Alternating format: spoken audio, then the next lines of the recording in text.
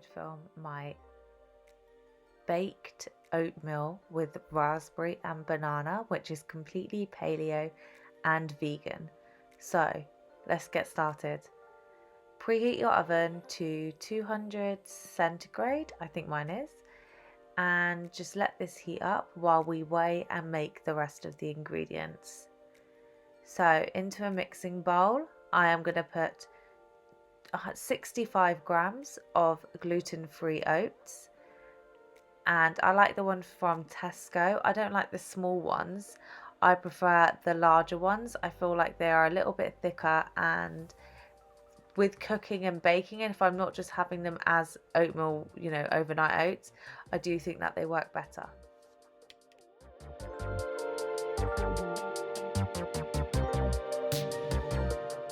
Then I weigh out 15 grams of chia seeds.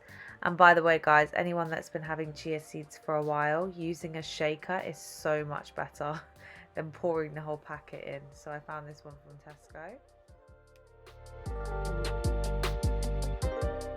And then using baking powder, I use about a 1/4 teaspoon of that, as well as ground cinnamon. I love cinnamon. It's an appetite suppressant, also an anti-inflammatory. So I literally just douse it in there. I would say 2 to 3 tablespoons to bring out the flavour, but I literally just put half the bottle in there.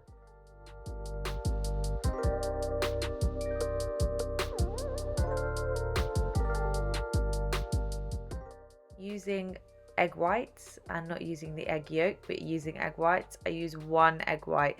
Now looking back on the video, I think I should have used 2. But yeah, these ones are from bulk powders. It's just more sustainable not to chuck away the yolk if I'm not going to use it. And then I put in a 1/4 cup of water, cold water, which at first I felt like was enough to make sure I mix everything together, but I should have put a cup of water in there. I will add the hot water later, but I'm just trying to get all the mixture evenly spread right now and all the powders.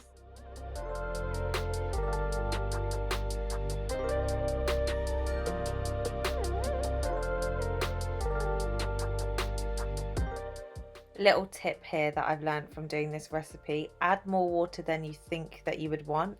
I generally like my oats quite runny, so add quite a lot of water because the water will evaporate.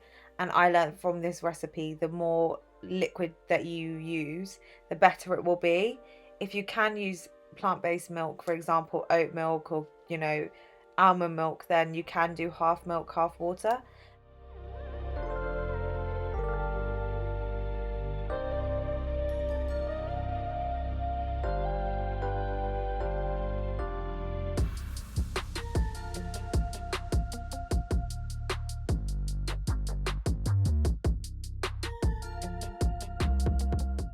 While you're waiting for your oats just to absorb the water a little bit more, weigh out 50 grams of banana. I'm only allowed 50 grams, but I feel like it would taste nicer if you had 100 grams or a little bit more, so you could do a layer of banana at the bottom.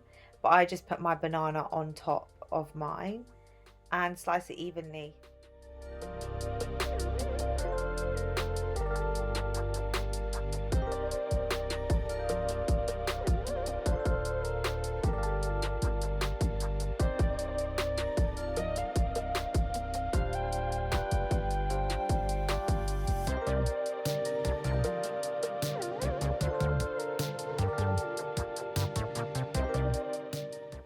Using frozen raspberries, I find using frozen berries is better because it will almost melt and absorb into the oatmeal, and it kind of spreads and makes the whole oatmeal a lot juicier.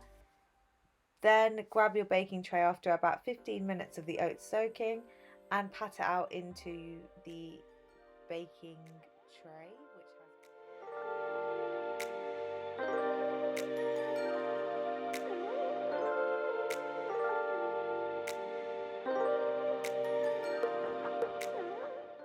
Once you've evenly patted it out, start to place your blueberries and your raspberries onto your oatmeal bake.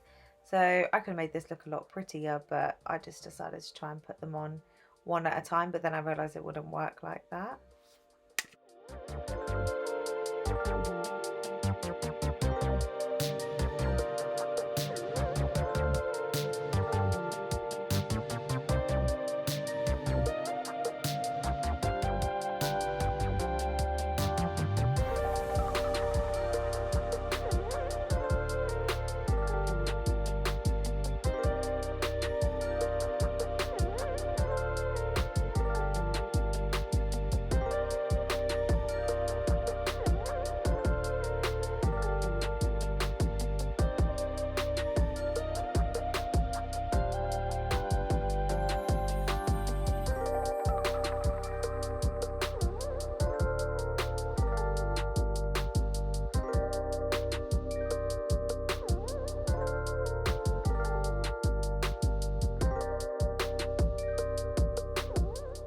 Then pop it in the oven, and I soon realized that I needed to cut round the baking paper to make sure it fit in the oven without it, you know, catching on fire or something. So yeah, make sure you cut around it, so because it won't rise too much anyway.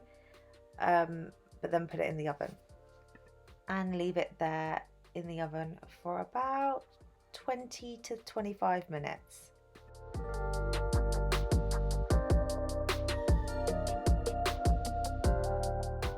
And now onto my smoothie time. So using about 30 grams of blueberries, I weighed them out.